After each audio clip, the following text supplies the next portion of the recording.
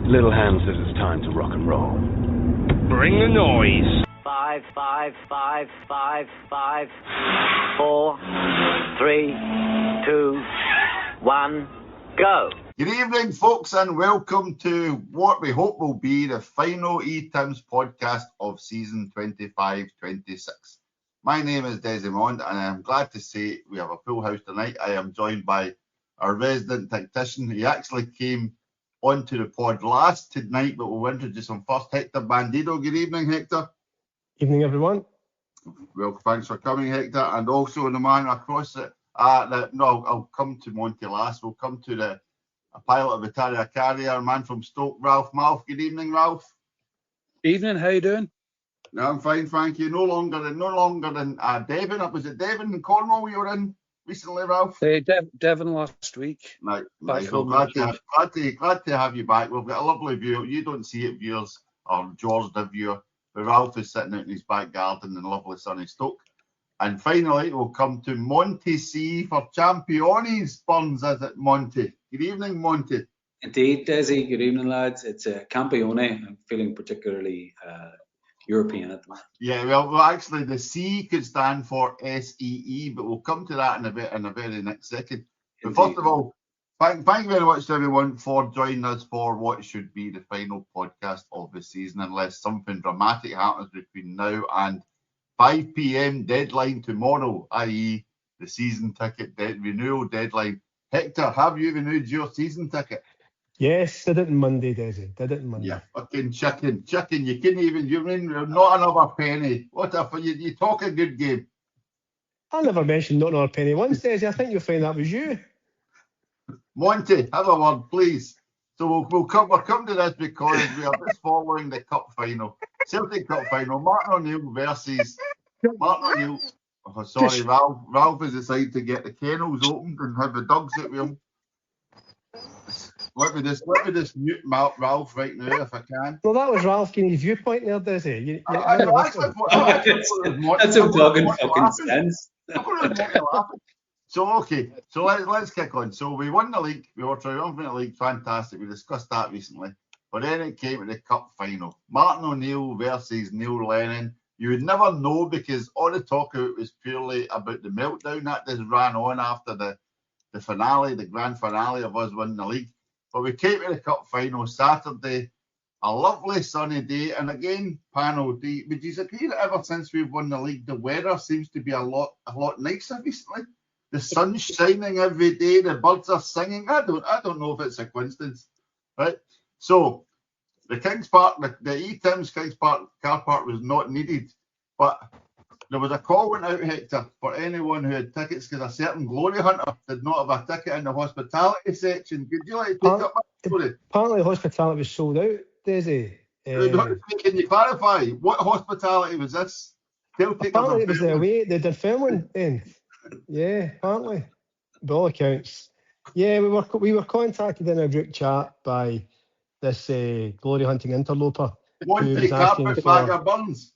Yeah, for any tickets going in, and as luck should have it, the 3 season tickets we have, and one of the guys couldn't make it, so we had a spare one. So young Monty there, so my youngest and me, we get into the ground, and usually it's cup final, so it's can you imagine Celtic's all sold out, busy, seats are taking, teams have finished their warm up, 2:45, no bother. 10:03 comes, right, everything's getting ready. 5:03 the teams come out the tunnel. 5:03 I think, isn't it? They come out and they line up there, don't they? Aye, Monty's no there. All right, okay. Virtually every seat's taken. In fact, it's got to the point where people are about to sit on the seat next to me several times. I've said, that's taken. So just 3 o'clock comes, right? And I'm looking about, place is packed, can't see them, right? I think Maeda chips their keeper to make it 1-0. Is that right? 1-0. Then Monty stoats in just after Maeda makes it 1-0 himself. Did you play the pass by any chance? Aye. So we're sitting in the middle of the row. You know what's happening? Middle of the row, and there's this one guy stoats up midway through the first half. People getting up out their seats, fucking daggers. and you're like, he's not with me, mate. He's not with me. No, I don't know him. I don't know this guy. He's not with us. And there he is. Comes and he's suitably attired. Celtic suitably attired. To be fair to him. Well done. You know, and this for George are listening at home. Monty's actually lifting up a Dunfermline Athletic golf jumper by the looks of it there. So I don't know. No, there's a story behind these particular shorts. They're at the Dunfermline Athletics third strip or away skip, some fucking shorts anyway. But I want to just call Hector on a few things that are out of sync. Right? The facts. One, I was at the hospitality section at around 10 to 3. However, that was the wrong entrance. Was that the I supposed had to to have come it? on around. I had to come on around the back of the stadium. So I got there at about 5 to 3, and they were pulling the barriers over the shortcut. So I walk around the rest of the way and get into the Celtic end for a change.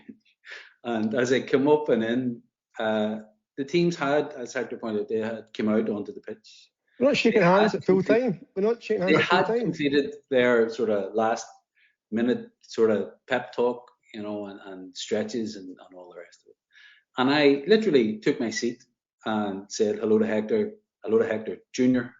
and turned around literally as we kicked off. So I didn't miss Maeda's stunning goal. I didn't turn up halfway through the first half, but I have to admit I was suitably Celtic attire. Just a final point on the Celtic Dan. This is a fact. So our listener may be aware that Monty's from the same town, Lurgan, isn't it, in the That's north of correct. Ireland. Monty, suitably attired, he had a half and half Celtic Dunfermline Oh, top fuck on, off. with Lennon on the back of it. Eleni Martin Hawaiian shirt on, I believe. And rumours that it was me that started the one Neil Lennon chant is just wide of the mark. It's wide of the mark. I actually heard that Lenny was disappointed he had to lift Martin O'Neill's arm instead of yours, Monty. That's what he was hoping to do. I think I have a better goal scoring record at Celtic Park than him, but we'll come on to that too, I'm sure. To be fair, you don't talk about it much. It doesn't get No, I don't mentioned mind. much. I don't You know what I mean? So, okay, so Ralph, did you watch it on the TV as well as I did? I did. I had a wee day out and watched it in the bar. It was weird because I wouldn't have been that bothered if we'd have lost. Obviously, we wanted to win, but there was no tension, no excitement. I think we were all kind of puckered out after the week before. Yeah. Obviously, it was nice to win it and everything, and it was a nice ending to a pretty traumatic couple of weeks.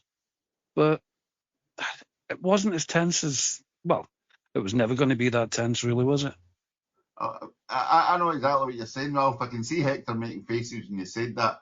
But I'll give you a comparison. Has anybody watched the recent Steve Coogan show Legends on Netflix?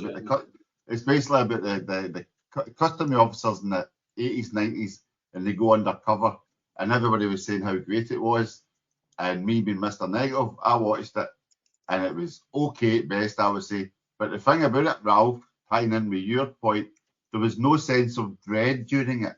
Like, you didn't fear for the main characters at any point. There was no like, when you watch something in that game last week, Hector, the cup final, I don't think there was any sense of dread about it. I don't know if it was because it was Dunfermline or because we'd won the league, but I don't think anybody felt that sense of we could really slip up here.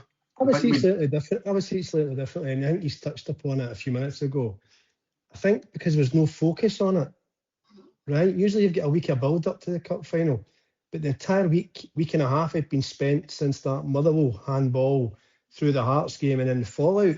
That had taken up all the conversation, and it's still continuing just now, which is fabulous. Aye, with the fact the cops haven't had any complaints about any Hearts players allegedly being attacked. But the point is, I think it was because it wasn't even the second story, whereas usually it's the entire story leading up to the cup final. I think that's probably the reason why it just wasn't getting the attention that normally it would get. Yeah. Again, I'd even forgot. At one point, I'd complained tweeting. I think it was Stephen Craigan was on the comms on Premier Sports, and him and Rory McLeod, whatever.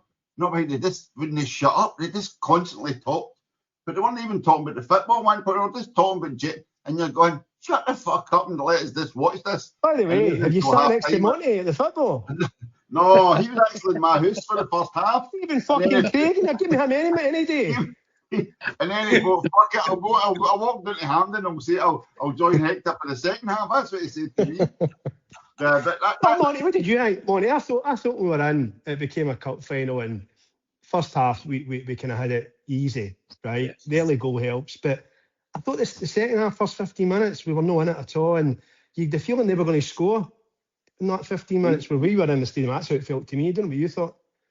No, 100%. There was something, and again, in the spirit of eating more humble pie, Hector and I were analysing the kind of patterns on the pitch, and I was mentioning just how clever a footballer Callum McGregor is, and where Lenny had set up to nullify him. There was a big guy in the middle, he had kind of dreadlocks, big athletic guy, clearly appointed to man Mark McGregor. And Lennon had also told the centre forward, drop back when he goes into the pocket. And McGregor just played in between both of them, and they both got lost, and it just allowed us to open up and be really effective. I think in the second half he tweaked it slightly, Hector. I think they were closer to McGregor, but They made three subs at half. Made three subs. He changed a few things around, and they looked on it. I think we're probably a wee bit passive. 2-0 up, probably could have been more.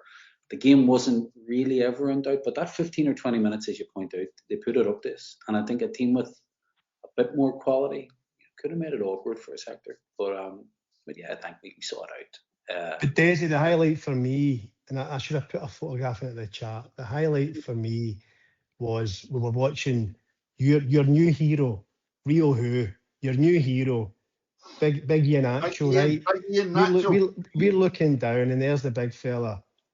He's getting ready to come on. I took a couple of wee photos. I thought, right, here we go. And even better, see when he scored that third goal, he ran over. We were sitting kind of the top tier, just kind of where that corner flag is. And I've got some video footage. And as he scores the goal after beating half, the Dixie Deans first, he beats half the Dunfermline team. He runs over the corner flag and he looks up and he shouts, "That was for you, Desi. That was for you." You know what? That is, to me, that's pornography. That's sheer porn. That's Ian Nacho porn. But Ralph, I want to ask you, do you think Monty jumped up when Dunfermline scored? And he's probably still got footage of it as well, where the Dunfermline guy comes running over and he says, "That's for you, Monty." I've been recreating it out the back in my third skip Dunfermline away shorts. Right. So you guys were in the stadium, right? So and Ian Nacho's goal. Engels again, fair play to Engels. He's really stepped up. Coming back. Maeda scores. So Maeda scored. Let's just remind myself there. Hector, you mentioned it the other day. Maeda scores, and it was really fitting because a lot of the talk had been Henrik Larsson's last game against Dunfermline and scoring 2 at Hampden. Maeda scored. It did have a wee touch of the fates about it. I actually hoped he was going to get 2 that day. It's a big touch. You know, I was thinking about it a wee bit. It's actually a big touch because Martin O'Neill's last game as manager when he did the 5 year way back all those years ago was the Scottish Cup final, right? And obviously we'd lost the league week before, but we beat the United 1-0, a really awful game. But that was his last game. So if this was to be his last game again, question mark, quite fitting again that for him, it would kind of come to that point as well. And more so getting revenge at Fir Park, you know, where he lost the league the first spell where we turned it round. So, but you're right, the Maeda one was interesting. You're going, is this it for him? And we might talk about this, but Martin O'Neill's comments when he was asked about Maeda and the importance, and he actually said that. He goes, the way he's played over the last, including the cup semi-final, I think, in the final, the last 6, 7, 8 games, has been Larsson-esque. That was O'Neill's comments. He actually said that, which from him is unusual. But he went, we could have done it without him. And he has been. He's just hit a level of form that's just been fucking surreal, isn't it? Watching him. Yep, it's almost Shankland-esque. Let's be honest, he's up there. Not quite as sharp as Big Lawrence, is he? Not quite as fast. No. So Monty, so Maeda, very fitting Monty. Because let's be honest, I think we're all 90% sure that he's going to go. And Martin's also said he thinks he's done enough to deserve a shot. And possibly, he said he would like at least a year in the English league. As I reckon that's the biggest, strongest league, and he thinks he's ready for it. And I liked how Maeda actually said he doesn't think he was ready when he came to Celtic for the English league, but he thinks he is ready now. Yeah, there's lots of good positive in that, and as you say, no one's gonna begrudge him if he gets his move. He's also coming into his peak. He's probably not just peak yet. He's 28. So next year is probably his peak year. He's going to the World Cup. He's clearly very much a part of their squad. And in the argument, it stands on its own. He probably single-handedly won us that league. I mean, if you're really honest about the last 6 or 7 weeks, there's a counter argument too as to why the fuck he didn't turn up for the previous 25 weeks or so, or 30 weeks, but that's besides the point. The guy was, Japanese culture is very much on honour. We had a deal. They had a deal to let him go. They reneged on the deal. Of course you're going to take the hump, or you're just not going to be on it. But I think he'd do well down there, Desi. I think he's got the athleticism. Postecoglou talked about him having elite recovery levels in terms of his ability to go and go again. But he has to go to the right team, and I think, I don't know if it was yourself, Hector, or one of the Heaney lads from Bishopsbridge were talking about that. He needs to go to the right team. He can't go to a team that is, possession and dominating. It won't suit him, and he's not going to get a starting striker position in the English league because he's not technically good enough. He'll be a winger, but he has to be playing in a team that's counter-attacking to utilise his strengths. And there's plenty of them down there. You look at them, you look at the smaller teams. I think he's a cert for one of them. That's interesting. That's good. Like Japan is seen as a specialist. No necessarily a utility guy who can play left wing back or whatever. No, like can fill in. It's more a specialist because he's got special skills. You know what I mean? Special talents. It's not just he's limited and he's an 8 in various places without being a 10. It's the fact that he's a 10 for speed, tenacity, stamina, that sort of thing. And again, this reminded me, Ralph, this come to you and that, because there's been talk also, Andy Robertson's finishing at Liverpool, but this reminded me, thinking of my head there, at the time when Robertson joined Klopp's Liverpool and eventually broke through. I don't know if you remember this, but there was one aspect where he ran the length of the pitch to challenge a guy, then the guy played at the keeper, and then Robertson challenges the keeper like kind of Maeda does, but Robertson's done it for left back, and the whole crowd literally got on their feet as if, this is amazing, seeing somebody do this. Yeah. I just did that, Monty. That's the sort of form Maeda could show in England, that stamina, speed, strength, and tenacity. He offers something different, doesn't he, from the norm? It's a kind of versatility with top-level athleticism. And whichever team gets him in the forward line, they'll get a bargain. Although he did say today that he wasn't sure now that he wants to leave, according to the Daily Record. So he's probably already signed for Everton or something. He's already signed a 5-year deal. He signed up 6-year deal at Leeds. You know what I mean? Yeah. Again, it's like to say, everybody I think wishes him the best. If we could keep him and build a team around him, fantastic. But let's be honest, that ship's probably sailed. Yeah. Right. So Maeda scores, beautiful send off, and it was quite nice at the end, and it did look as though he was kind of saying his cheerios. Engels, he scores again to cap a really good comeback from injury. I think Belgium might be thinking maybe we should have taken him just to actually for the next 4 years, that kind of idea. And then Big Iheanacho scores. I mean, like, again, I know I go on about this, but Ralph, you were always the guy who did not like him. Have you came round to appreciating the guy's skill on the ball yet? No, not really. I don't think he's skillful. I think he's tenacious. He'll keep going and he'll keep tackling and he'll keep trying to get by people, but he hasn't quite got that extra level. Are you talking about Maeda or Iheanacho? Kids are definitely two different people. I'm sure you. No, Iheanacho is what we need, or what we needed for the run-in. Somebody that come on and against a tired defence, he can maybe find a wee bit of space and score. But I wouldn't be keeping him. No. Jamie Vardy's after a job again. Maybe we can get the two of them up front. I think I'd rather be Iheanacho. Hector, you any thoughts before I go to the man and scored at Celtic Park? Have you any thoughts of appreciating the big man's skill seen just sort of play? We spoke about it the last what we did. His first touch is just fantastic. You can see the levels. His technical ability, first touch, and everything's just off the charts. But Ralph touched upon it. He's a kind of 20-minute, 25-minute man most of the time, and that's the issue, right? That's the issue. You and Monty were at Hampden. Did they actually bring in the stewards onto the pitch to get the caravan he was towing? Remember that point the ball get played through? So I mean, Actually, it took me 5 minutes to find a gif of a man physically pulling a caravan to put up, because that was this. It was like it was running in front. by the way, right? Who's to say that if you get a pre-season with us, right? Because it does make a hell of a difference. Because he wasn't with a club at all. Got to remember that he wasn't. He was just training himself. Wasn't with a club. So with no pre-season, then getting his hamstring, which probably is part not getting a good pre-season behind him a couple of times. Yeah. If you got a pre-season, you might see an uplift, seriously significant uplift in him. You might get an extra, 20-30% off him. But I think we've got to get the balance right between building. It's a proper rebuild this summer. It's a massive rebuild. But the balance is, do you want to keep one or two experienced heads there to help? I get both arguments, if I'm honest with you, on it. Aye, right. The problem is the players that you would want to build a team around are the players that pretty much were certainly going to go. Engels, maybe to Nottingham Forest if they come back in, Maeda, and after that you're kind of short on quality to build a team around. So Hector's right, it's a huge rebuild. Aye, right. So, Monty, so do you then just go and re-sign players like Luke McCowan and let star quality like Iheanacho go out the door? I think Iheanacho, for me, is an absolute no-brainer for an extension for 1 year minimum.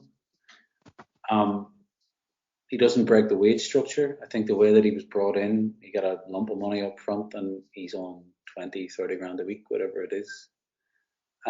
You renew him on the same terms, and all he has to do is he could pay. Let's assume you give him $1 million signing on bonus. He scores 1 goal in 2 qualifiers, and he pays 40 or 50 to 1 back to you by qualifying for the Champions League. Knows the club, clearly the most talented footballer in terms of the forward division at the club. I think Hector's right. You get him fit, or you give him a pre-season. I'd give him his own dedicated medical team if I could, and just fucking massage his hamstrings every day of the week. Whatever it is it takes to keep him from going. But you'll struggle to replace him, Desi. You're not going to get anybody with that level of technical ability, or indeed the calm. And another thing that gets missed, in the old cliche, not everything that counts can be counted. You see, some of they referred to him as Senior Sir or something like that. Clearly a big character. Clearly he knows how to win things. Another senior person in the dressing room, Desi. So I think it would be folly to let him go. But those fucking clowns who count the numbers at Celtic probably just looking at it from a monetary point of view. I hope it's a football decision. It just made me think. So again, Hector, Ralph's looking busy. I was going to ask him, but he's looking busy. Hector, would you, if I gave you the choice, you can sell John Kenny for $1 million to Bolton, but you've got to spend the money on Iheanacho. Would you take that deal? Yeah. But I mean, it's based upon evidence, based on what we've seen as the facts. But see your point there. We all agreed previous podcasts with the rebuilds required and blah blah blah, right? But you do need a couple of experienced heads there. You also need people who are Scottish based, or they're Scottish or come through Scottish leagues for that 25-man squad. And I know we'll go, but it is important because irrespective if it's Champions League or Europa, you need that. But my question is, you touched on Luke McCowan getting a 4-year deal. Prior to that, Scales get a 4-year deal. James Forrest get a 1-year renewal, right? Yeah. It's who is making all these deals? Who's agreeing to these deals? Which makes me think either the new managers already agreed and they're just fanning about as they always do at Celtic, trying to undercut the person by fucking 25 pence an hour, right, in their contract. Or if the new manager's not Martin O'Neill, right, Sean Maloney is going to be there in a senior position and he's part of that decision-making process. So I think it's either one or the other that's going to be in place. Because otherwise you can't even guys like Luke McCowan and Liam Scales 4-year fucking deals with a brand new manager coming in who's got no part in the club. Doesn't make sense. I disagree on a couple of structural levels, but again, I'm hoping that I'm wrong and that you're right and these changes are coming. Net asset turnover, asset retention, value retention, all the bullshit talk of balance sheets. That's why these people get extended deals. It's not purely a football decision either. Our good friend amortization that we all got familiar with through the EBT years. All of these things kick in. So that's what I'm saying. I hope the Iheanacho decision is a football decision. I think McCowan, Scales, and a few others around the edges are as much a business decision as a football decision. Forrest is older than Nacho. He's 34. Sorry? But Forrest Forrest is a senior, established.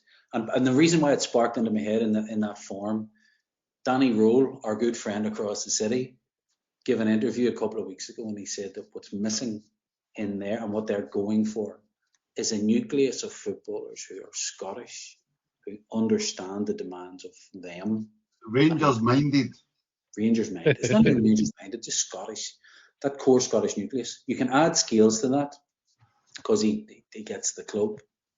So if you run through that squad now, Calmac, Forrest, Scales, McCowan is a senior player in that squad. Forrest, clearly. Tierney, there's 6. Johnson, not Scottish, but senior, 7. Carter Vickers, 8. Trusty, maybe 9. It's 9 out of 25 who get it. Is that enough? Are they all guaranteed starters? No. But is that enough? Is that enough balls? And I get this club to bring the likes of an Engels, hopefully bring Bernardo back in from wherever he's drifted. Don't think so. I think you need more, Hector. I think we need more really senior. And that's what O'Neill alluded to. That whole notion that if it's a project, it's not him.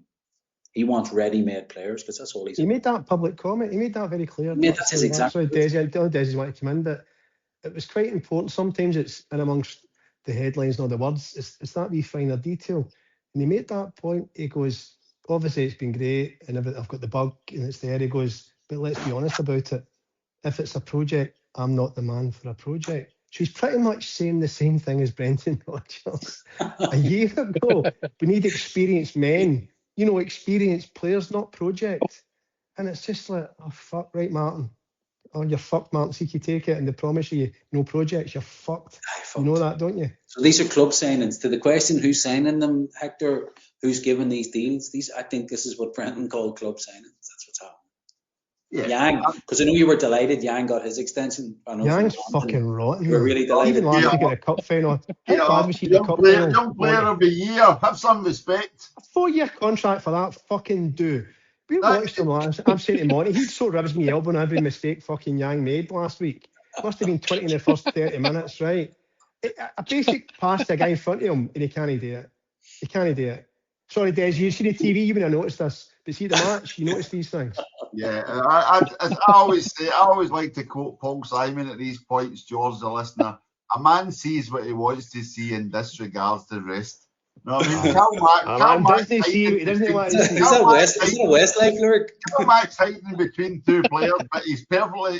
He's shielding the ball according to Hector. Don't deflect away from Yang being pissed. You know what I mean? Right. A 4-year deal, but it's a serious point in this. But it's a serious point. Who's giving Yang a 4-year deal? It's important. It doesn't matter what you think Yang's great or no great. Book value. No fucking manager. That's protecting an asset. It's book value of assets. That's all it is. He's going to go to the World Cup. He's going to have a blinder of a World Cup. He's going to be worth 10 to 15, and we'll flip him at the first opportunity. But again, That's optimism. That really is optimism. He was sitting in a Birmingham hotel room. Literally at the last window, just waiting to go to the door. It's just all very strange. The big talk has been that Maloney. Sorry, Desi. Had we agreed 3 million for him that time he was in the hotel? Is it 3 in Birmingham we're going to pay? 3? Yep. That was a done deal. Yeah. The big talk is Maloney's getting the director of football operations. He's not a director of football, he's a director of football operations. Basically the usual cram all these roles into one. And then Martin O'Neill also asked that if he's not getting the gig, he would like to see the staff get the gig, still get carried on because of the job they've done. One of the most interesting things, Ralph, I thought, when you talked about Martin O'Neill, and again, Hector's alluded to it a few times, he likes to play that wily old pensioner card every now and again, but when he is sincere, and he said last week, this last period, I've had to be educated because the players these days are trained different. But I know I mean, so and then they said it a few times. It's been due to Maloney and Fozzie and Big Mick, and they named them all. They've had to show me and had to teach me about how you train modern footballers and things you have to teach them about. It's not just about go out there with a ball and learn how to cross it and find it in the middle of the box. It's all more nuanced these days. Yeah, I think he just remembers what we would call the basics. Don't let them get a cross in, pick your spare man up. Just schoolboy coaching. Because if you remember, it was Robertson and Walford that did the coaching the last time he was here. He was purely manager, motivator, maybe tactician. And that's what he's pretty much left them to do now. With the talk of him staying, it might just be a case he's told Desmond, look, if you can't find MD else, because it looks like they're interviewing people, if you can't find MD else, I'll hang on again until we get somebody. But he doesn't want to be there for the long term, which I think rules him out of being a manager. Mike, Can I throw a stat? Because I want to get into this. Hopefully, if we have time, I want to get into it. Go on. Maybe in a wee bit of detail. No, go on. We're on the subject now. Let's just stick with Right. Martin. How many managerial changes have happened since Brendan Rodgers got sacked across Europe? Across Europe. For the first time? Top leagues in Europe, Well, probably about 50. 110, right? Jesus. Of those 110 changes, who's the only club that still hasn't appointed a manager? I'm guessing That's a it's tricky is it Celtic by any chance? There you go. Whoa, rewind that tape. Because has Martin's contract officially finished yet? Did he have I one? mean, he might still be under contract to the end of May, he might be under contract to the end of June. So technically he may still be Celtic's manager, technically. The earliest we have appointed any significant management or managerial appointment, ironically, was O'Neill in 2000 on the 1st of June. Everybody else, when you look at it, you look at fucking Janssen, you look at move on. Let me come back to it. I have the data here in front of me, Desi. It's fucking terrifying. Okay, so we're going to leave this to them, but we're on the subject now. So let's dive into it, right? So we are, unless Hector, you want to still continue about the cup final at all, I'm happy to talk. No, I think we've covered it. Great double. Right. Okay, exactly. An unbelievable double, right? So we are where we are now. We are literally one day before deadline day. The club have made no mention whatsoever apart from about managerial changes. They've renewed a few contracts recently, but we've had no inkling whatsoever what's happening. There has been a few rumours of various managers jetting into the country, Hector, for talks with clubs, So, i.e., your Robbie Keane was talking to clubs. He's in the UK talking to clubs this week. No confirmation. Craig Bellamy's the other one, right? Mm-hmm. And then, yeah, on you go, mate. Go. No, it's right. No, I'll come with you. But then I was going to say, but then we come to the Martin O'Neill question. So he's been asked on Saturday after the cup final, what do you think? Would you like to stay on? And it's, as he mentioned in the finale of the league, these guys have brought me back to life, etc. So you can see it's reinvigorated them. I'm sure the club could find some structure that would work. It might be you come in the Friday, classic old approach. But are we now in a stage of limbo, Hector, whereby the club should be moving mountains to ensure they get an answer from Martin? And I mean that it's up to the club to go to Martin and say, the job's yours if you want it. You've earned the right to say yes or no. Or are the club fucking about as usual and deciding to drop a candidate list and go through that?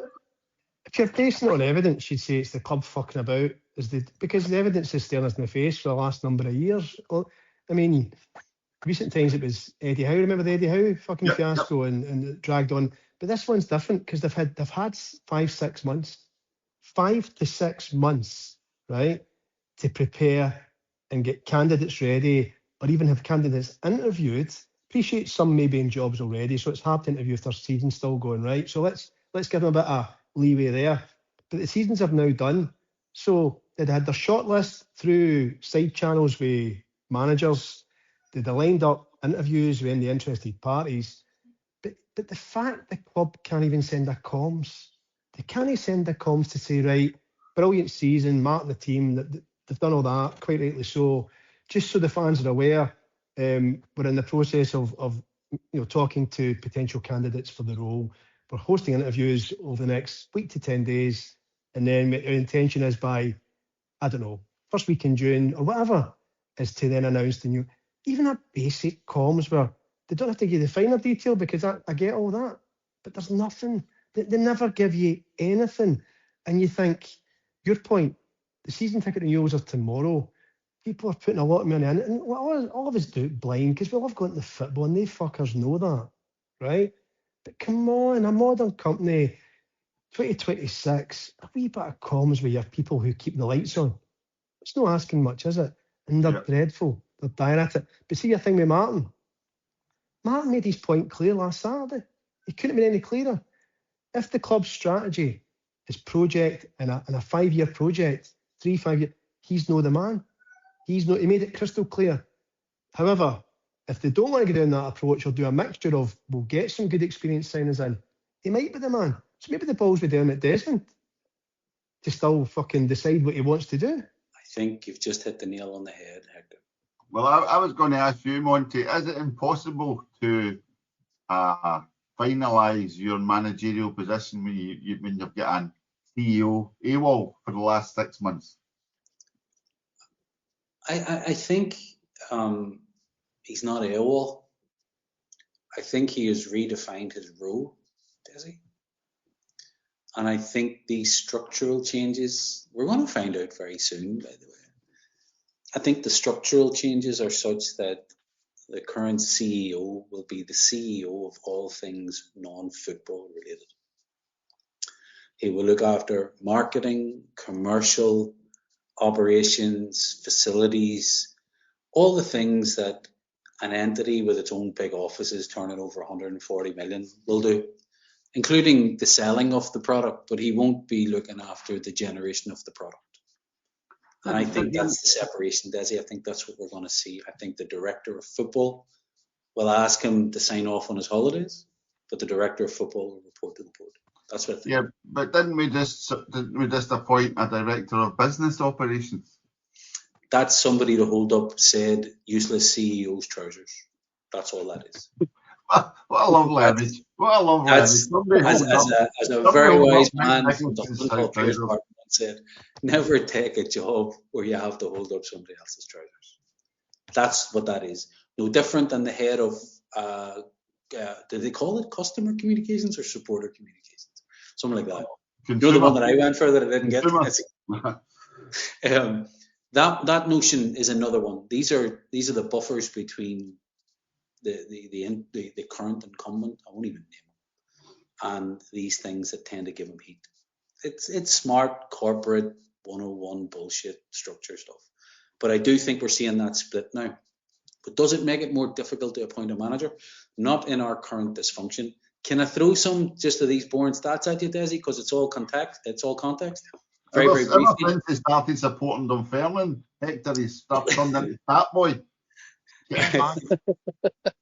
He's a wee fat lump, but I love him. Lenny. Real Madrid, Ancelotti to Arbeloa. How long did it take? It didn't. It was simultaneous. Almeida from Seville to Luis Garcia. How long did it take? 1 day. Mallorca, Jagoba Araste to Martin Di Michelis. How long did it take? It didn't. Can you say that again? I liked how you said that. Can you say that again? This is for our listener, George. I likes your voice. On you go. All right. So, Jagoba Arrasate, Real Madrid to Martin Di Michelis was immediate. Ten Hag, Leverkusen to Kasper Hillman. How long did it take? 7 days. Mönchengladbach, Sione to Polanski. How long did it take? Immediate. Simonis at Wolfsburg, the Bar, immediate. Augsburg, I can keep fucking going here. Chelsea, Maresco to Liam Rosenmore, whatever way it's at, 5 days. Spurs, Tudor to De Zerbi, 2 days.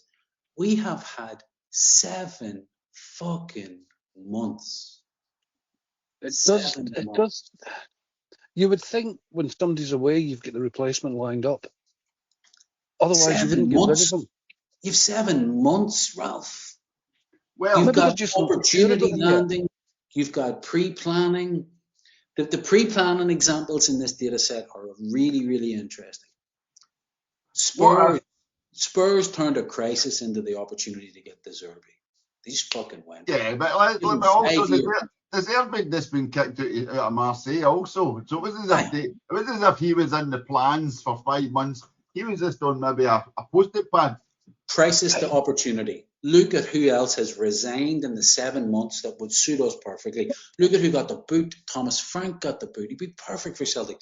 Oliver Glasner said, fuck this, I'm out. Anthony Areola from Bournemouth wanted the Celtic job, but he didn't get it the last time Postecoglou, I think, got it. No. All these people have quit their jobs and publicly quit their jobs and said, I'm out. Did we even go and say any interest? Right. So exactly. So this brings me back to Hector. So Monty makes great points there, but in the interest of giving the board some leeway, could the board perhaps have had chats, informal maybe chats with a certain manager in the Scottish game recently, and then when it been push came to shove, they realised they were 24 hours too fucking late to actually try and formalise the talk. We When a large moustache turned up. we were told, and you do get the occasional wee snippet, right? But through the usual side channels that we'd spoken to Askew, right? The people who are involved day to day within the club, and that's an important point, day to day within the club, right? Had spoken to Askew's reps on more than one occasion. And the feedback from them to the club was he was the outstanding candidate to take us forward, ticked all the boxes in terms of strategy, in terms of working and making players who bigger assets, making inferior players better players. His knowledge of the game here ticked all the boxes for a 3 to 5 year plan. And then lo and behold, nothing was agreed. And I get that because the season was still active. I mean, Martin O'Neill's still into the cup final. I understood that, right? Because as soon as they'd make an announcement privately, word gets out. So I kind of get that to a degree. But the thing was, those pesky people from the French League, Toulouse, approach him, offer him the job. We could have went in and done a similar, but we didn't do it. The reason we didn't do it is a person who's not involved in day-to-day with the club, but runs the club, didn't want him. He said no. So there you have it. Consistency is a very big thing in football, Ralph. And we are consistent, let's be honest. That's one thing. We're consistent at clusterfucks. It actually sounds like we're discussing it at one level within the club, then moving up to the next level, and then hoping that Desmond answers his phone so as we can get it all okayed.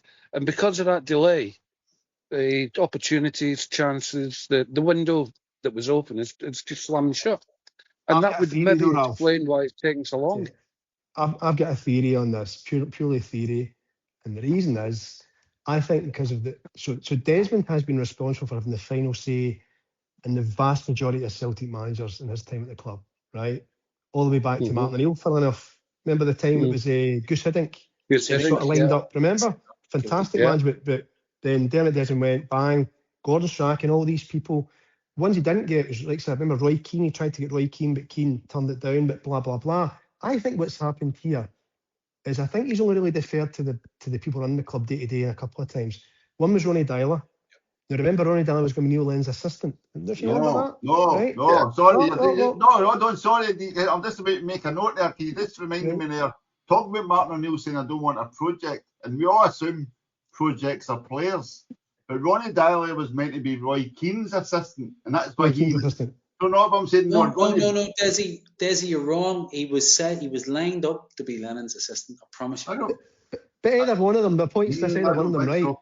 But he was one of the few, very, very few occasions where Desmond went, and I think part of that because Rangers obviously were away, they'd gone, and Hibs and Hearts were also down. So he almost had a free run to build something for 2 years. And the second one, more recently, was Desi's favourite, Wilfred Nonce. When those at the club, day to day, they pushed to get him appointed. And I think Desmond's been spooked and went, fuck that. I'm not listening to you. You had your chance. You completely blew it, made us a laughing stock, and thankfully, add Martin and speed dial twice, especially the second time. So I think, just a theory, I think he's went no. Thanks, guys, But but no. it could be a mixture of both. You know, Right. if somebody appoints Nancy and it's as it did, it went kind of tits, then that person's going to be reluctant to take responsibility for the next one, and it'll be going, you tell Dermot. No, you tell Dermot. It's a lack of leadership, with the Right. exception of Desmond. I like to be right. I like to be right once in a blue moon. So I'm just reading Roy Keane's autobiography here, and it says, I met Desmond in 2005, blah, blah, blah, blah. He said, the job is yours, right, blah, blah. It was all pretty straightforward. There would be one or two restrictions about staff. They had already picked the man who would be my assistant, and they were insisting on him. And then I scroll down. Keane said he called Desmond to say he was really honoured to be offered the job, but he was turning it down. Ronnie Dyler became Celtic manager in early June. Now, not far be it from me to want to have the last word, but you clearly aren't keeping up with the chat that's in our podcast software. So I'm going to read to you exactly how the Scotsman reported it on the 6th of June 2014. I'll start with the top. Neil Lennon has revealed Ronnie Dyler was originally set to replace Johan Mjällby as his number 2 at Celtic. Now, quote, this is from the Ginger Man's mouth itself. He was going to be brought in as number 2 when Johan left. He came highly recommended. He's highly thought of. I don't know if it's confirmed with Celtic yet, but I know from contacts in the game he's well respected as a coach. We recruited Stefan Johansson from Strom's Godzit or whatever, so we were aware of his work. It'll be interesting to see if Ronnie gets the job. So Right. maybe we're both correct. We're both correct. I.e., he was lined up to be Lennon's assistant, but he was also lined up to be Keane. That's why Keane knocked it back. And Hector says so staff are going to be imposed that on. was one of Dermot's failures. Yeah. Right. So, Ralph, questioning you, and I may be alone in this, but do you think the club are being disrespectful to Martin? Because the latest report is Dermot won't speak to him this week. It will be next week. And we just reading that, you just think they're just saying, pushing it down the road. Dermot might be a busy man. Martin might have something on. But am I just jumping to the gun thinking, that's a wee bit kind of shitty. All it takes is a minute phone call. The job's yours if you want it. But I think, like Hector said earlier, O'Neill's put himself out of the running unless it becomes necessary. He's literally, I'm not into it for a 3-5 year project. And that's what we need. Right. But Desmond has kept him on hold, maybe as a general manager or something. He'll talk to him about that. He might even ask his opinion on the new guy. Flip that, Ralph. Let's flip that. Let's flip that from a Celtic perspective. Is it better for Celtic to actually be looking longer term, 3 to 5 years, rather than placing himself in the same situation a year from now when Martin decides, I've enjoyed my couple of years, thanks very much. And I don't mean nothing against Martin O'Neill here, obviously, but he just decides, I've done my year, I've had Europe, thanks very much. Time for me to step aside and let a younger man take over. The club's back where it started. So is it better for the club to actually draw a line now and say, what's our opportunities here? Well, he's 74-year-old. There's a lot can happen to a 74-year-old man, especially if he's working in a high-stress environment. That's not a word against him. It's just life. So if I was in Desmond's position, I wouldn't want to be putting him in charge for 5 years because of extenuating circumstances such as health, family, whatever. I'll sit the name on the head there. Celtic's got a duty of care. Martin O'Neill's almost 75. Don't be wrong, this isn't anything but an ages thing. Anything but he's still very sharp of mind, as you can see. It's the intensity. It's the intensity. You're not just a manager of a club at Celtic, and let's be honest with it, Rangers, the fucking Goldfish Bowl here's like so intense. And for Martin, at his stage in his career, his life, to have to face that and be the face of the club because the guys in the background don't want to talk to anybody. So he's answering questions like Rodgers did before him, like Ange did before him. And you think, is that fair to ask him to do that for 3 years? Do you know? I don't think it is. Do you know he was doxxed? after the Motherwell game. The mobile phone number that he's had for 35 years got published on the internet. He received hundreds of abusive messages. Here's one, because I'm full of the stats and I'm full of the data. If O'Neill was to take the job, O'Neill technically still is, to Desi's point, because his contract's up on the 1st of June or the 31st of May.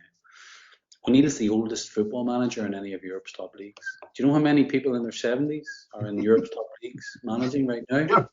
You're knocking these stats out the park. I came prepared, Desi. I came prepared.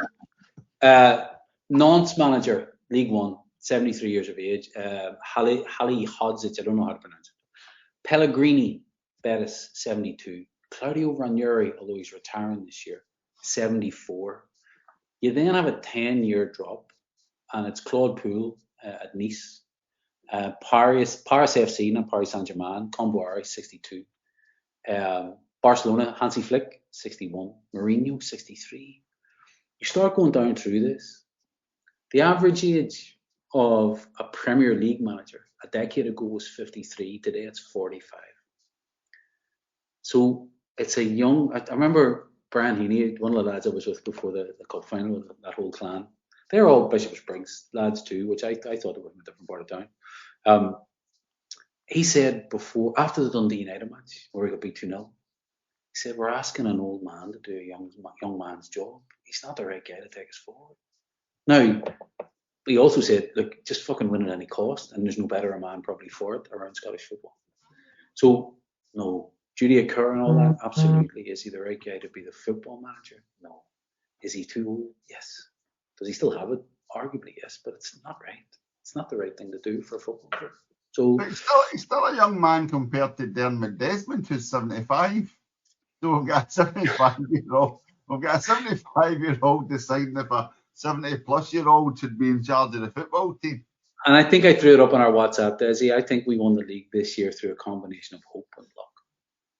Let's be honest. By the way, just to be clear, right, I think we're all coming for this from the same angle, but every one of us have got nothing but total fucking admiration for Martin O'Neill, especially coming in twice at the drop of a hat this season. And without him, we are probably finishing at best third. And by the way, I wouldn't put it past being fourth. It's dodgy, right? Yeah. So he's jumped in twice. He's been incredible. Got the double. It's just that we're thinking about the bigger picture. And if Martin was in for a year, what's the point of doing a year? Then we're having to go through the whole process again 12 months from now. So really, you want somebody in for 3 years. But Martin was 78, 3 years' time. It's not how... You've got to look after Martin's fucking best interests. And you know, here's the thing for you. In Scotland, either. He doesn't actually live here. It's not that he's in a hotel. He doesn't live in the Gallagher. You know what I mean? Yeah, he's in a rented apartment in Merchant City for the last 5 months, with them fucking £100 a night jobs. Here's the thing for you, and this is again to try and have sympathy for Nicholson and Mackay and the executive team, not the board. I've got to keep those two entities separate. If you've gone all in on I was nearly said Ronnie Dylan. If you've gone all in on Wilfred Nancy, and you've gone to the big dog, you've argued the moustache out of the room and said, fucking trust me, I've got this, we know where we're at. And then you do it with such hubris and lack of consideration that you fuck him in to your three biggest fixtures at that time, including a cup final, and he fucks it up royally, which he did. Are you going back to the moustache and saying, we need another project manager? Are you? Fuck. For $1 million a year, you're going to fucking bend over that table and you're going to put on whatever pretty outfit that, sorry, I'm down a rabbit hole now. You're not standing up to him, is my point. You're going to take away from him. They probably haven't even got the balls to suggest anybody, never mind stand up to him. Yeah. Everybody will sort of take a back seat until somebody comes up with something, and if it goes wrong, they'll have a quiet reservation. And that's our root cause problem. You've just nailed the root cause problem. That's it. That is our fundamental problem as a football. No, but the whole point now, you're in the scenario of why the fuck would Dermot listen to them anyway? Because clearly they don't know what they're fucking talking about. I will just stick with my decision because it's got me $2 billion in the bank. So I'm as well just sticking with, and I'm the guy that's appointed, say, 7 out of the last 10 managers that's won his X amount of trophies. So I'll just go with my gut, and that brings us to where we are now, Hector. So we've mentioned Robbie Keane's in the country talking to clubs. Craig Bellamy rumoured to be talking to clubs. Steve Clark is off the table, sir. I'm sorry, Ralph, but Steve Clark is off the table. He's it's an not all hard guy. bad. The good old SFA have gave a guy a 4-year extension before he takes a club to the World Cup. Just to secure him, just to make sure we don't steal him. It's going to He be must like have been Jim begging Bones, for but that. like, So, yeah, here's what you could have won at the end of busy it. for quite a while in the World Cup. But that would tie in with the Maloney factor if he was to be director of football operations. But we're at a state now, Hector, where we just don't know. It's the known unknowns. We know we don't know. Is that where we are? Well, it appears to be. But get back to my earlier point. If you can just give a comms to say the interview process is underway, speaking to candidates just now, we anticipate to close all the interviews and agree the person to start within the next week to 2 weeks. But there's nothing. And that, it should give you some comms. Do you remember we used to get the old classic Celtic have booked a room in the Grosvenor Hotel for the day? Remember the old one? Celtic have booked a room, and you'd imagine these managers walking up the front steps to the photographers taking photos. I'm here for an hour. Take a ticket and join the queue. And there's this Zoom calls. It's like Billy McNeil in a Clydebank car park. That's it. fucking mad. It's like the we send people is it a PDF or printout when we're trying to entice a young footballer to come to Celtic. We send them a fucking slide deck as to why they should come to Celtic. Like, seriously, that came out. Just keep on posting it. Let's be honest. They're very wide. They're very wily. But you think about it. You're trying to entice incredibly impressionable young man in his early 20s who has loads of options and is going to make more money than fucking all of us collectively will ever see. And you're trying to tell him that this is the best place for him to fucking be. Remember, Rangers managers always jetted in on David Murray's private jet. You look at the Hartson, they paraded him, they really fucking wanted him, but that was again hubris and all that stuff. Things have moved on a lot now. You look at can you remember the Michael Owen presentation that did the rounds from his agency? Please remember that. 12 slides. 12 slides for a guy that was on, I think, $4 million a year at the time. And his agency was pitching him to clubs using 12 slides. 12 slides with some data in it. Now that's going back to when Michael Owen played. That's fucking 20 years ago. We're still there. We're printing off slides and sending them to agents and saying, here, get young fucking Carlos there to read that. What a club. We're so far behind. Can I ask you then to bring this but to almost an end point, right? So Desi, starting with you then. Who do you think the next manager is going to be? Before I answer that, can I just remind Monty of Brendan turning up with a 92-slide PowerPoint for the Celtic job in the original. The first time he took the Celtic job in the 92, he had a 92-slide PowerPint of where he was going to take a club. He was going to PowerPoint him to death. He fucking knew it. Who do I think the next manager will be? Robbie Keane. And I think we'll all moan and we'll all still turn up and go, come on, Celtic. Because we're sheep. Ralph, how about you, Ralph? Robbie Keane flies in the face of this new policy of unity between support and club. He would divide the support. I'm hoping that might be the reason for the delay. Maybe Desmond is getting some pushback on that one. The one name that's not been mentioned at all is Postecoglou, who's still out of work. That's what I would love to see happen, but you're probably right. It probably will be Keane or something like that. Postecoglou says he never goes back, Ralph. He says he's no man for getting back away. Plus, he's working the World Cup with ITV, so he's busy. He also well, there you are. He'll be looking for players. But he also said the door's not closed. But then you pick out words and you pick out quotations from managers and players that probably were never even said. That would be my favourite one. That would be my choice, but it's not me that makes the decision. Who do you think it will be? I think it'll probably be Keane because our board are idiots. Monty, how about you? Lennon. Fucking pains him to say it, but Lennon. we're clearly trying to time when he's Mark Wilson's doing a great job in the first division. You know, I'd love to be wrong, but it does feel like Keane. It doesn't mean that's who I want it to be, but everything No, points that's to what I'm saying. Who do you think it will be? I think it's going to be Keane. I think it's going to be Martin O'Neill for 2 years. I've just got this feeling that I'm just trying my best not to overthink it, but I look at all these contract renewals and I just thought, it's just for me to get Martin. All those players, he's praised to the high heavens in recent weeks. Every single one of them. Fucking Yang and you name it, even Scales. Aye. And I just think Martin for 2 years. I think Dermot Desmond he's not going to get to 3 to 5 years. He's going to bite the bullet a wee bit. Martin won't get everything he wants, and he'll be at 2 years. That's what I think. Can I say something? Sorry, Desi, if I just round the circle to Hector, it's just you've reminded me of something. I'm pretty sure that O'Neill managed Keane when he was the manager of Ireland. I think he did. Don't know. You're asking us. I think he might have. The man of two countries is asking us. He might have already retired, but three actually technically does. Multiple passports. But the reason why it sparked in my head, it wouldn't surprise me if that's in the background with the dots that Desmond is joining up, because apparently we're talking to Boca to sign Sirachi. Remember, special character. Remember the interview in the change room afterwards.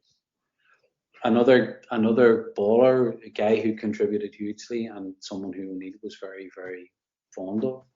So you could be right, Hector. I prefer it over Keane. Here's a twist. So on you go, Ralph. I'll let you go first. Just something coming back with Maeda saying he wasn't so sure about going in that article today, and O'Neill saying he was Lawson-esque and he dug me out of the hole and that kind of thing. Maybe Hector's right. Maybe it'll be not necessarily a 2 year or 3 year deal, but mind the old 1 year rolling contract where he can sort of change his mind whenever he wants to. Something like that. But then there would need to be a hierarchy underneath. So many structural. Otherwise, we're back in the same place, and we don't do structure. Here's a twist, right? Here's a twist then. So I think we'll all agreed if Martin O'Neill was announced as extending his contract, we'd all be happy enough. But again, we're always talking about contingency plans. Hector, if the plan was for Maloney to then move to Director of Football Operations, who do you bring in to replace Maloney? Because I've just written the name John Kennedy on my bit of paper here. Oh, man. And you think about it, it makes perfect football sense. No, to bring somebody I think back. because of the way that ended with John Kennedy with Rodgers the same day. The people it ended with may not necessarily be at Celtic if he was to come back. This is the thing. Lawwell's gone. Nicholson might have gone. Mackay might have gone. I'll turn the question its head a wee bit. I think if Martin O'Neill does get the gig for 2 years, Maloney stays as the assistant manager for 2 years, then I don't think there'll be any director of football with him. He'll stay in that role with Martin. Potentially looking 2 years down the line to step into the big seat. There's no way Maloney will move if Martin O'Neill takes the job. You want to keep him there. He's right-hand man. He's made it clear without him, he was stuck. Okay. But you know, we've got a board of directors, the non-executives. An average of 12 years have all been there, or 9 years, which is way above what anybody can retain through independence. But then why are we in this position again? It's like a movie we keep seeing. There should always be a contingency plan. There should always, like Brendan's book of strikers, they should always have a sort of go-to list if something does go wrong. If something doesn't go to plan, if they're needing to get somebody in quick, they should have people sort of hanging around. Ralph, they're too busy patting. Sorry, Desi, they're too busy patting themselves in the back because after such a disastrous season, guess what's happened? Hey, us ingrates, we've won the double. So who are we to moan? In the words of Brian Wilson, a very good friend of the site, Brian Wilson, the strategy works. You stick with the strategy. Man's a You know what I mean? genius. At the end of the day, the history books show Brian delivers. So, you know what I mean, there's your new And by chief the way, executive right there. we've ripped to push at them off a long time. In a fucking strange way, he's one of the few that's actually, he's done the chief exec's role for 6 months. There it is, folks. You knew it was coming. Brian No, for but president. Desi, I know we all have a laugh, and you're not a fan of. You But none shouldn't of us bring are a your fan of his personal opinions politics. of people into things. This is business. The chief executives went missing, right? He's completely went missing. Oh, you still see him at the match, but you don't get any communication from him. So you've got a guy who's what age is Wilson? He must be fucking 75 as well. They're not at the same school together with Ralph. But he's 75 as well, right? But you're thinking, he stepped in, he's done all the comms, he's at the fan meetings with the Green Brigade and the others. He's the interim fucking chairman, which is a part-time gig. 77. There you go. A sprightly 77. And it typifies Ralph's point. It's fucking chaos. Let's be honest, it's basically Dad's army we're dealing with here. I was trying to think, Desi, of the show. Was there like a fucking a Hollywood movie with De Niro and Desmond. It's just a shambles. But hey, as Hector says, it's a shambles. It was entertaining though, wasn't it? Let's be honest. It kept us on edge of our seats for a couple of weeks. It was a horrible season up until about the last 3 weeks. Let's because we're going to do a season review special. Let's leave this one at the cup final and the manager. Last question on the manager perspective. Start with you, Hector. It is the 28th of May. When do you expect Celtic to announce a manager? I'll give you a broad caveat. Before the World Cup starts, or middle of the World Cup, or after the World Cup. As long as it takes them to save wages, Desi. See if they can save 2 weeks' wages, potentially 50 grand or 60 grand. You're even sounding like Ryan Wilson now. You That's can't what give me an answer.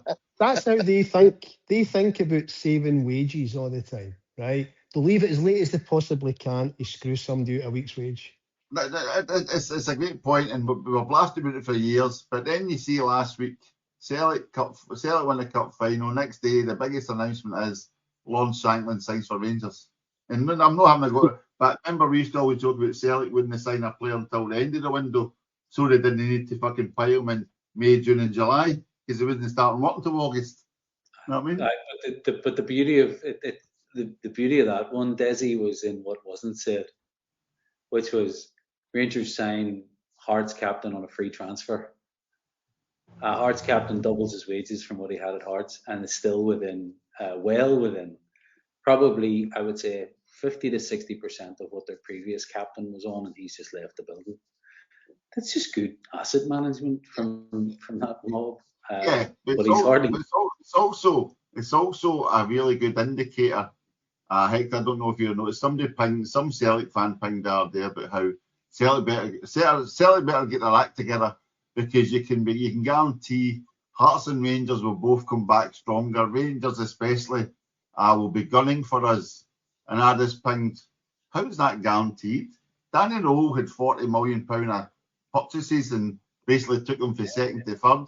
Hearts now have to deal with the emotional roller coaster of constantly having that brought up, as well as the shame and the psychological barriers. And then the next day after that, the captain fucks off to their nearest rivals. But the only thing with us, and we'd all agree on this because we've done the podcast long enough, is that Celtic never, ever prepare well for the next season. We'll get a couple in, I suspect, for pre-season starting. What's that, last week in June, start of July? We probably need about 12 new players into the squad. And based remember, upon the players leaving. But it's also the players at the World Cup get extensions. Remember, they always get another 2 weeks to come back. And we've got about 6 or 7 guys there, right? And the World Cup's longer because of the volume of teams. So rather than countries getting 3 games within maybe 10 days, it's like 2 and a bit weeks now, isn't it? So you add all that up. And that's our concern, is that we don't prepare well enough. And the good news is we only get 1 Champions League qualifier, which is great. Thanks again to Martin, the team. But for a full rebuild, the concern is we always leave things to the last minute. If you're building a new squad, it's tough to get 4 or 5 players in the last week of the transfer window. I hope we're proven wrong, but history tells you otherwise, doesn't it? So here's one for you. So what is your answer to that question? That Fuck I asked knows. 7 minutes ago? I don't know. Here, just again, because I'm full of the data. Give us a start. Give us a start, Monty. I will.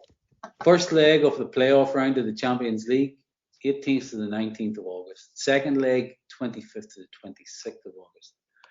Not that any of our players will get there, but World Cup final date, Sunday the 19th of July. So it's not as, what are you talking about? A 2-week layoff after that. Let's assume we get the bulk of our guys back, having had an extended season by the end of July. They really only get 2 weeks. It's not a lot of prep for the 2 biggest games of our season. So unless we're going to hire in a load of ready-made first-team starting players, it's Celtic. So here comes the projects. Whoever's taking this job right now has to be really adamant. Sorry, Ralph, I'll just turn it. They have to be fucking adamant. I'll take the job. Here's the 5 guys that I want. They're all available. They'll cost you net 25 million, and I want them all signed before I start work on the 10th of July or whatever it's going to fucking be. Otherwise, you're holding somebody else's trousers up here coming into the job. Okay, we've had Wallace. Let's go to Gromit. Mr. Ron Trousers there. So we're going into the close season without a manager, short about anything between 10 and 15 players, 5 of which must be Champions League standard. I don't think it matters when the manager comes in. It's going to be Christmas before we start kicking in. Yeah. Maybe we'll wait for somebody to perform at the World Cup and we're going to get him. Maybe whoever it is we've got coming in is a top-level manager. He's got a job at the World Cup. He's definitely leaving whatever country it is afterwards, and we've already agreed to get him. So here's the Desmond thing, right? And why I've got a sneaky wee feeling it's Martin on a short 2-year contract. Look at our record in Europe last season with Martin O'Neill in charge. Away from home, Feyenoord, 3-1 away, 2 each away to Bologna when we had, was it 9 players for the bulk of the second half? 10. And then 10 at 10. 2-0 with 10 players and away to Stuttgart, 1-0. That's for that squad. He must be thinking, Martin in, Champions League qualifier, give him 3 or 4 players, Bob's your uncle. Right, okay. The only caveat to that is I've just written the words January signings.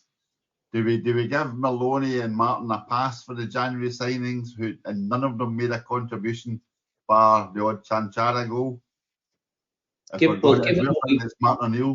Given what we knew at the time as fact, which was essentially Martin phoning anybody that he knew and saying, do you know anybody that's available?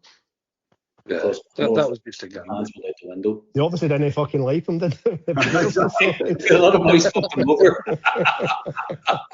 I mean, whoever got him in, I mean, that's hard. We're going to talk about this. We've been really, really old farts. And That's for us celebrating we won the league. Listen, they're still getting a win bonus. Come on, they've earned it.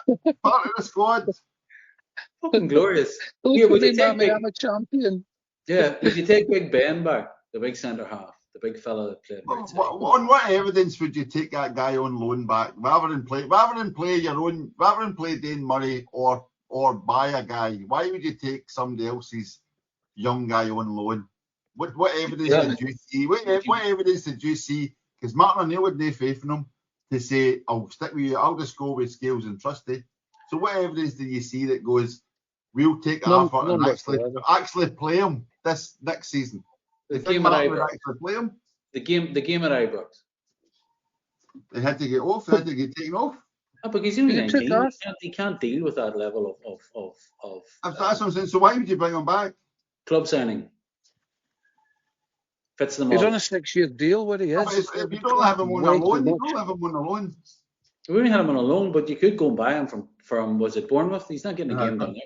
But why would I was saying? Why would you want to do that rather than anyway? Let's go. Well, if your choice is Stephen Welsh, or an injured Cameron Carter-Vickers, who do you go? That's next season. Yeah, Carter again. So I was going to mention, Monty, you were mentioning about signings. we've got to deal with players exiting. Also, it's the balancing actor. Your Maeda, not just your Maedas and the Engels going out the door. You could have Rio's your gone, Christie, isn't he? you could Rio's have gone your as Carter well. Vickers. Yeah. Your Jota's not coming back. I mean, there's loads of variables in play here that somebody's going to have to deal with. And if it's Martin O'Neill, he's going to get a lot of support, which we don't think, and feel free to correct me, we don't really think the board have given him that much support since he came back twice. I mean, they January signings, etc. They hardly. Mike Nicholson said he was going to fully back Wilfred Nancy in the January window. They never backed fucking Martin O'Neill whatsoever. Zero spend in the January window. That's how much back Martin O'Neill got. So, can we trust the board? I doubt it. That's a rhetorical question. Do we think we'll have a new chief executive? There you go, Monty. Do you think we'll have a new chief executive before you have a new manager? Absolutely not. Do you think we should? Do you think we should? But do you think that should be the order? It should, absolutely. The board, if it was a functional board, will be holding the CEO to account on his failures. The CEO will be pointing to the football side of operations successes. He's going to fail on a whole load of metrics, commercial, operational, fan sentiment. If that's a metric, it fucking should be if it's not already. He's going to fail on all those, but he's a lawyer on the best part of $1 million a year. I guarantee you he's fucking bulletproof. Unless the boy has genuinely had a mental stress-related collapse. Well, in which case, the PLC have a duty of care to him. Because why the fuck else would a CEO disappear? So maybe that's it, Desi. Maybe there's a human factor and we don't know. But yes, if we're a ruthless corporation trying to be our best, he should be going first. Then we get a new. I am not being cheeky there when I say there's a major security program around Mike Nicholson after the initial issues, whereby it was like a home direct security to the police station, etc. A direct connection, alarm. So again, like on a human level, that's wrong. On 100 fucking million layers, it's wrong. But if you're the public face, and his problem is he's following a guy who loved the limelight and who loved the Gallus and who had the fucking tan. And Nicholson's not that. So maybe we just need to be collectively a wee bit more tuned into the human aspect of the job, for him. But he's not performing. Okay. Last question to Ralph. Ralph, I'll not ask you when you think we'll get a manager in or a chief executive in. I'll ask you a more straightforward question. When do you think you'll see when do you think will be the next fuck's sake Celtic moment for you? What time is it now? Exactly.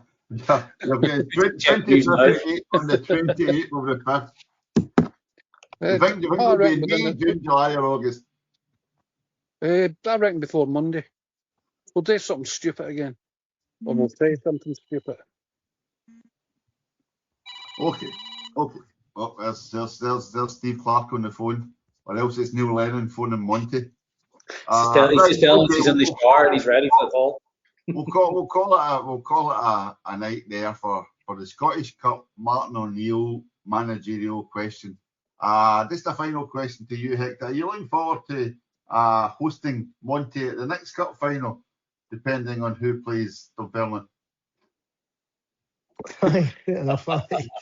It'll not be me, Des. It'll not be me. He'll be going to watch the Pars with somebody else. Any team in black and white. Remember it was St Mirren the last time, or Dunfermline. It doesn't mind.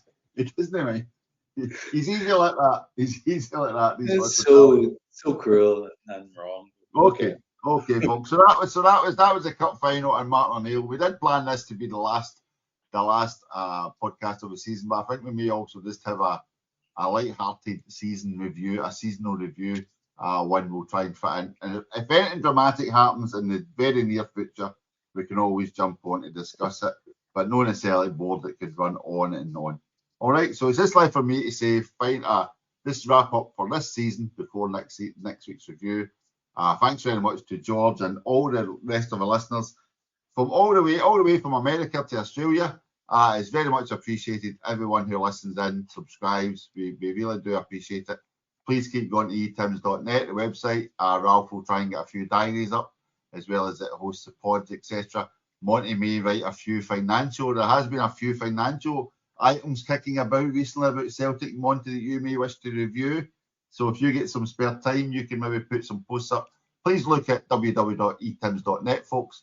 And again, just left for me to say thank you to our resident tactician, Hector Bandido. Thank you, Hector. Thanks, guys. Thank you to the pilot of Italia Carrier, Ralph Mal. Thank you, Ralph.